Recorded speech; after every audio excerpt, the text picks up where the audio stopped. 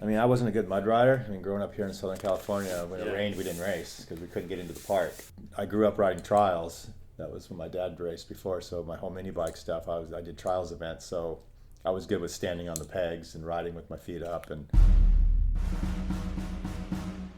earlier this year, for over 2 hours, I sat at Jeff Ward's dining room table and listened as he told stories of an era more than 3 decades behind him.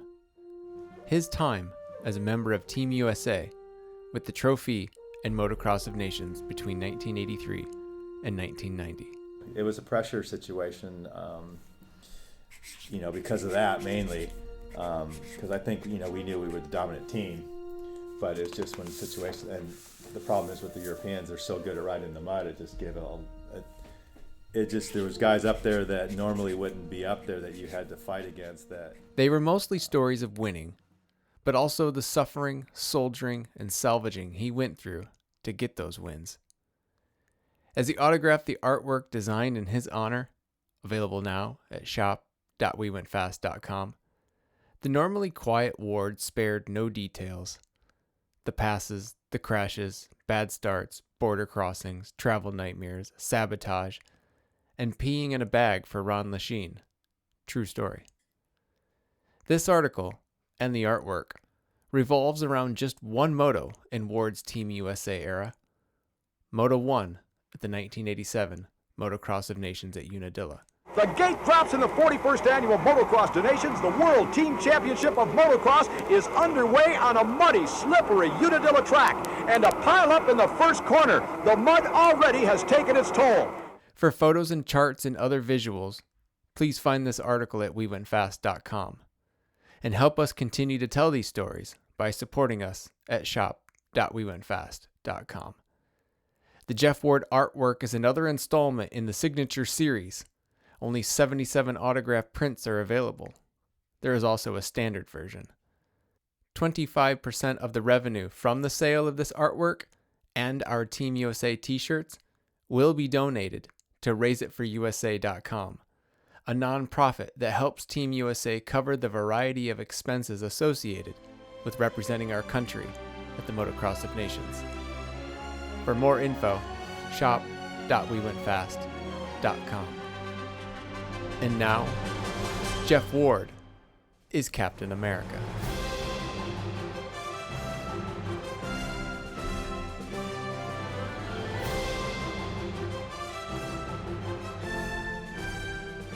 Jeff Ward had a plan until he got punched in the face. A Dutch punch, to be precise. Less than 10 seconds into the opening moto of the 1987 Motocross of Nations, Ward couldn't see a thing.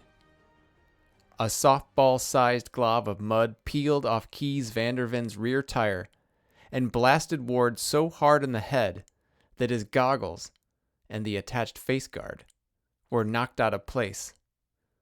The lens dropped to his mouth, and his eyes suffered another flurry of roost. These were the goggles he painstakingly prepared on his own the prior evening.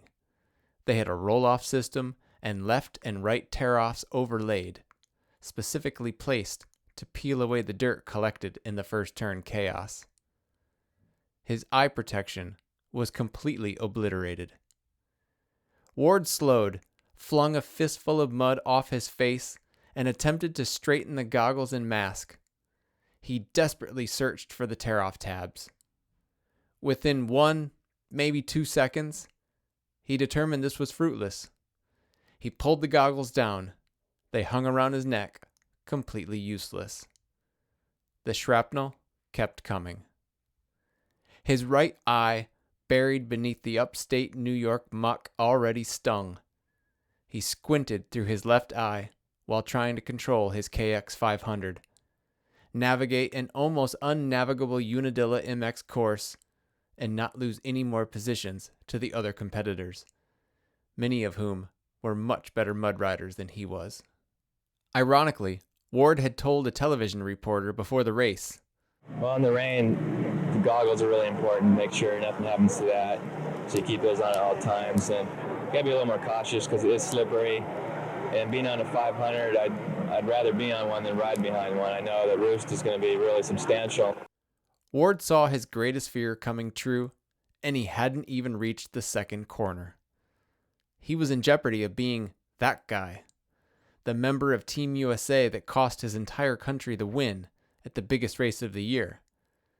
And for the first time in the race's 40-year history, it was in the United States. He would sacrifice his own eyesight before he disappointed the poncho-wearing American race fans who lined the fences in the relentless rain showers. Here's why Jeff Ward is Captain America.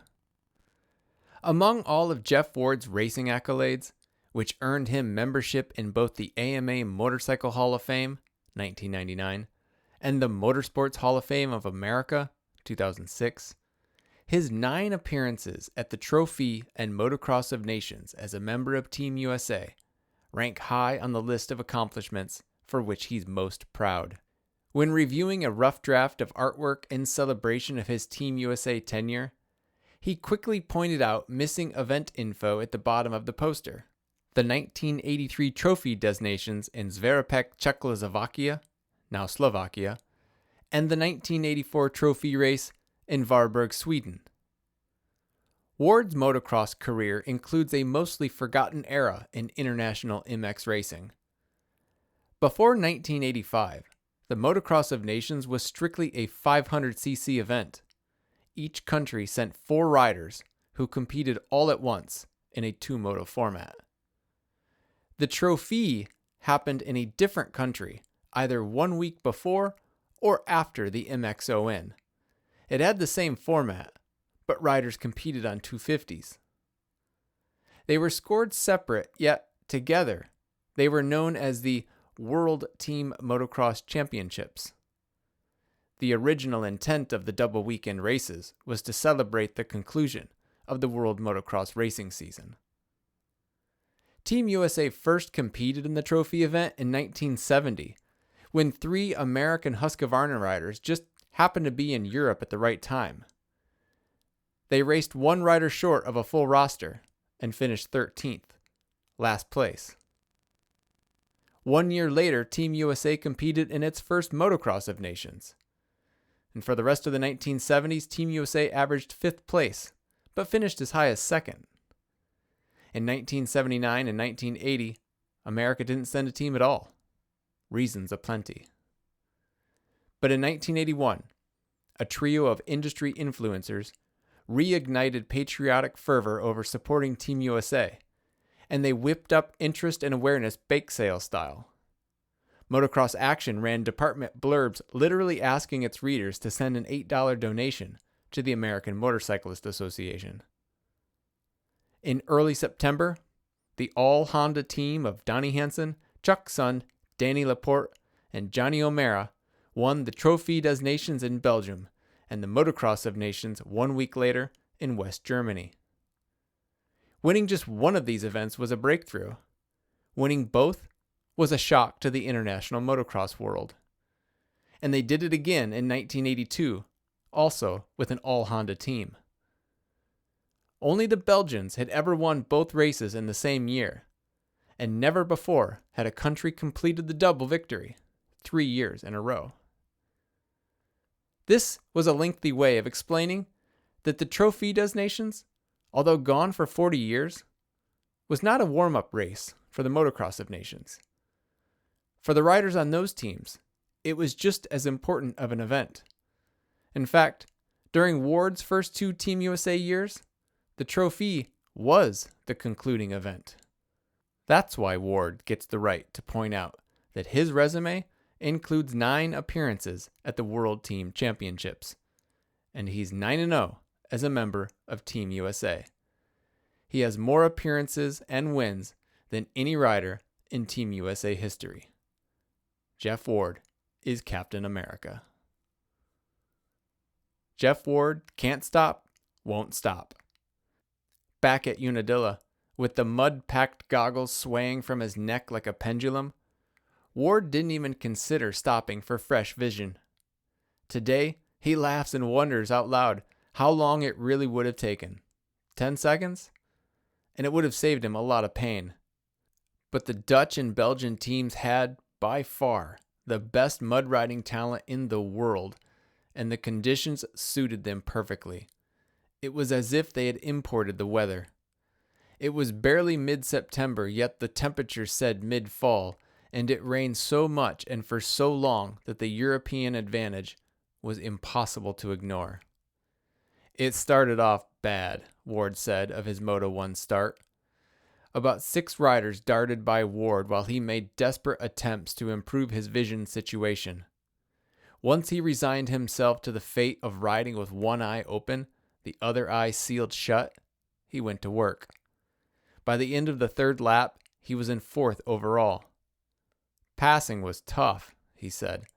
I couldn't just pull in behind and pass when I wanted. I had to try to blast by them to avoid the roost. Ward admits mud wasn't just a weakness for him. He didn't like it at all. The tracks where he grew up riding closed when it rained. He tapped into his youth trials experience. That was his dad's chosen discipline, and he knew if he relied on balance, stability, and momentum, he'd be fine. Jeff Ward has been here before. Unwearable goggles and impaired vision were hardly the biggest hardships Ward dealt with in 9 races as a Team USA member.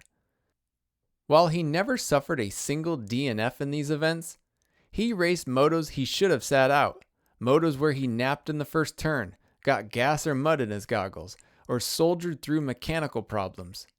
He even once peed in a bag so his teammate had clean urine to submit for a drug test.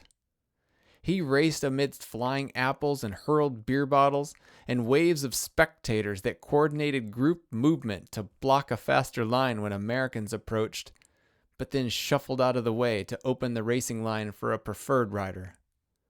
He witnessed schoolyard tricks and straight sabotage. In 1985, Team USA drove 90 minutes to a practice track they had been invited to ride, only to find a padlocked gate and a landlord who turned them away. Another year, 2 KX500 motors seized during pre-race practice sessions because of what was later determined to be incorrect fuel from a trusted source. It put the team in a serious bind, and they had to source a 3rd motor from a factory in England. Ward endured minor inconveniences like riding bikes he had no experience on, and traveling to Europe while still in the middle of his own championship battles, and decoding the yearly format changes that seemed to be aimed precisely at eliminating or reducing Team USA's advantages. A green rider on a green machine. Ward's resume as Captain America started in September 1983 when he went to Belgium for his first ever Motocross of Nations. It was his first time racing internationally, and he had almost 0 experience on a 500 two-stroke. In fact, he was still trying to win a 125 motocross title. He figured out how to adapt, and with 2-4 moto scores, proved himself a vital link to Team USA winning for a 3rd year in a row. This trip also included a voyage behind the Iron Curtain into Czechoslovakia, where agents holding machine guns rifled through his gear bag. A year later in Finland, Ward crashed so hard in Saturday's warm-up, he wouldn't have passed modern concussion protocols. He broke his helmet and didn't even know where he was. I remember track workers asking if I was okay to ride back, Ward recalled. But then I couldn't find my pit, so I was riding around and the team kind of found me and then brought me over. He spent the night in Rick Johnson's hotel room as a precaution and continued to throw up and fight headaches all through race day. I wasn't even with it, Ward said. Roger DeCoster and the team were pretty concerned, but I'm like, F it, I'm going to ride no matter what. Miraculously, he led most of the first moto and finished 2nd.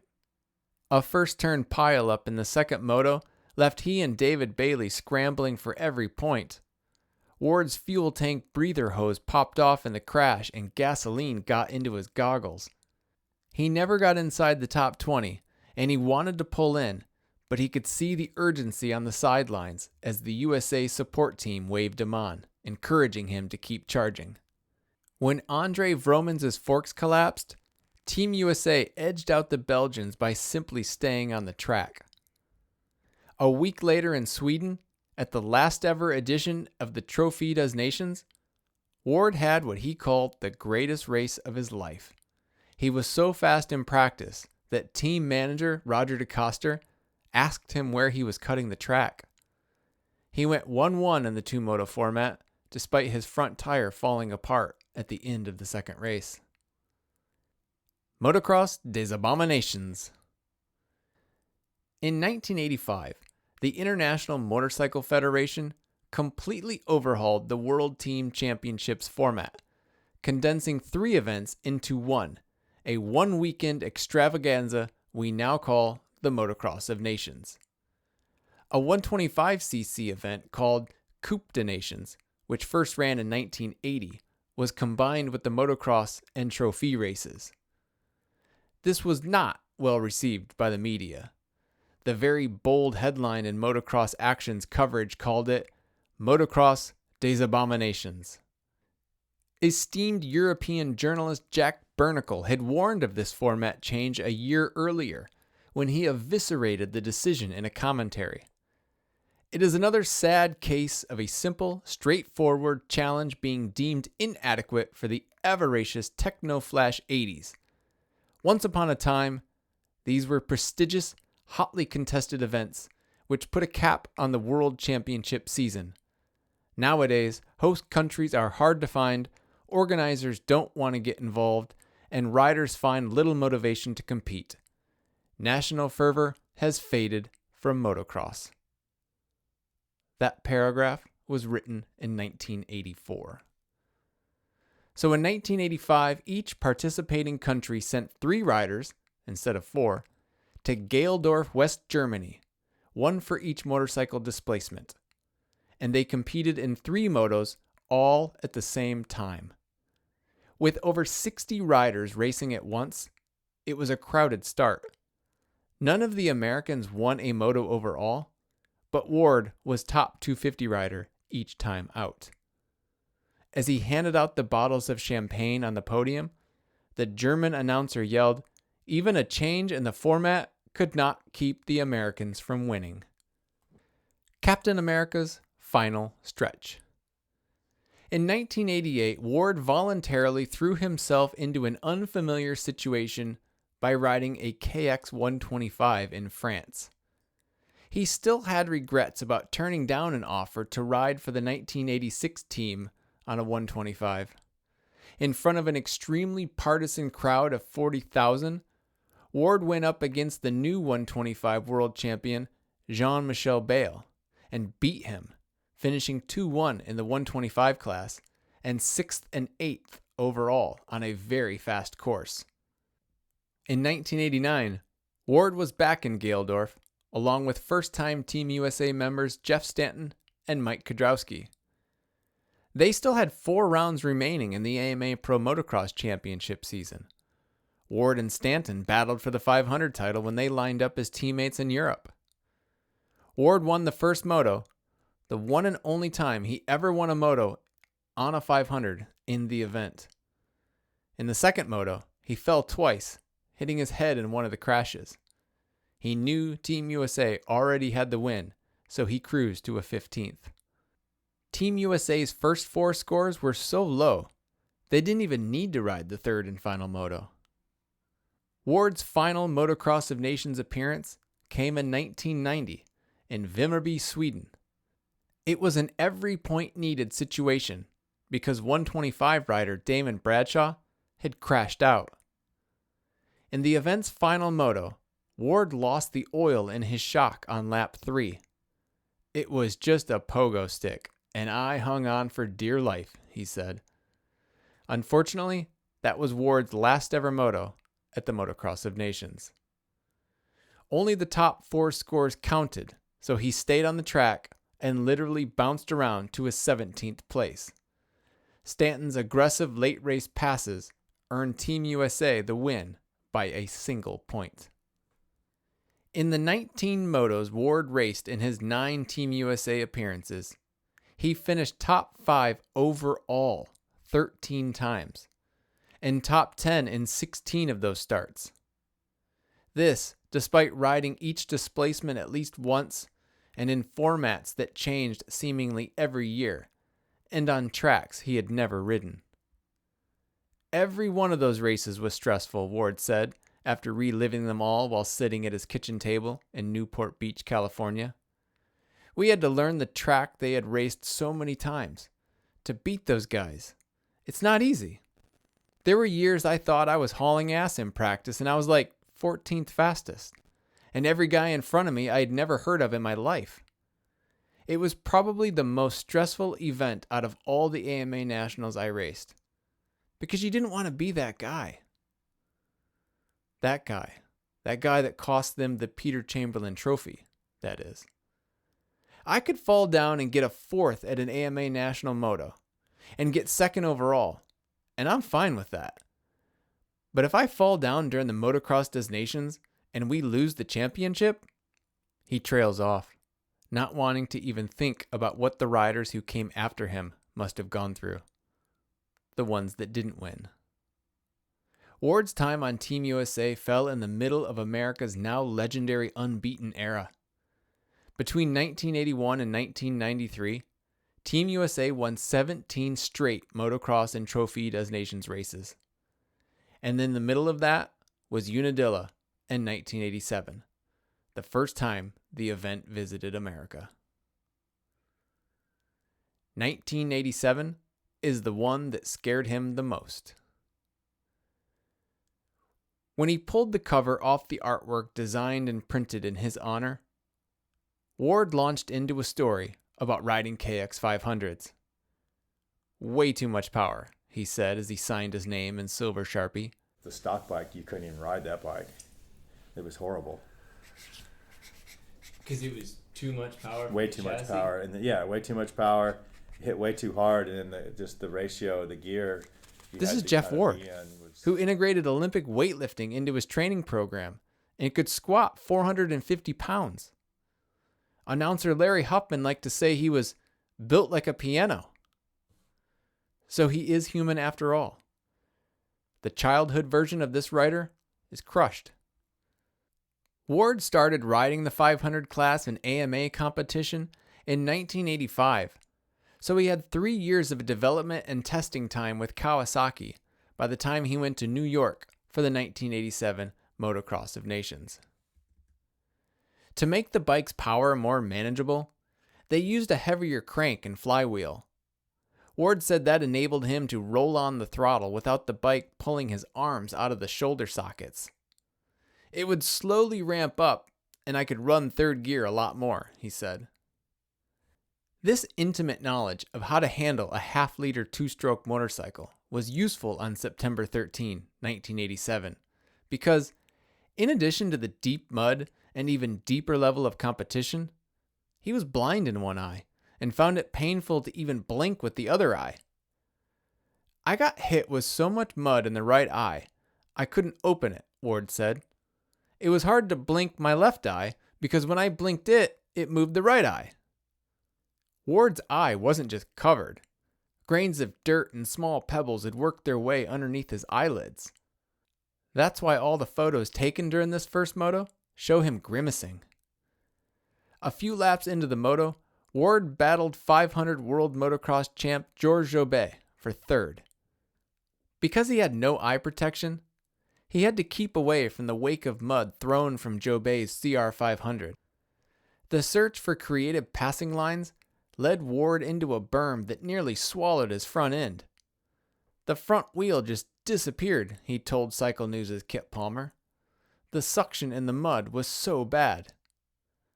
Jobet, a Belgian, went on to win the moto.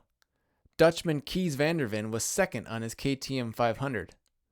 And after getting his bike pulled out of the mud, Ward resolved to just get to the finish. He crossed the line in third. Bob Hanna, riding a Suzuki RM125, finished 9th overall, 4th in the 125 class. Scarily, Team USA was 3 points down on the Dutch and Belgians, who were tied for 1st overall after Moto 1. Ward headed for the ambulance to get his eyes flushed. That was the painful part, trying to clean it all out, he said. They had these squirter things that go in your eyes. It was just so raw. When Jeff Ward lined up for his final moto, he swapped his full-length face mask with a stubby one that covered only his nose. In the first corner, he yielded to his teammate, Ricky Johnson, who was riding a CR250. He avoided getting slammed in the head again with mud, and spent the next 30 minutes plus making sure the math worked out in America's favor. And it did, because it always did when Jeff Ward put the stars and stripes on his helmet.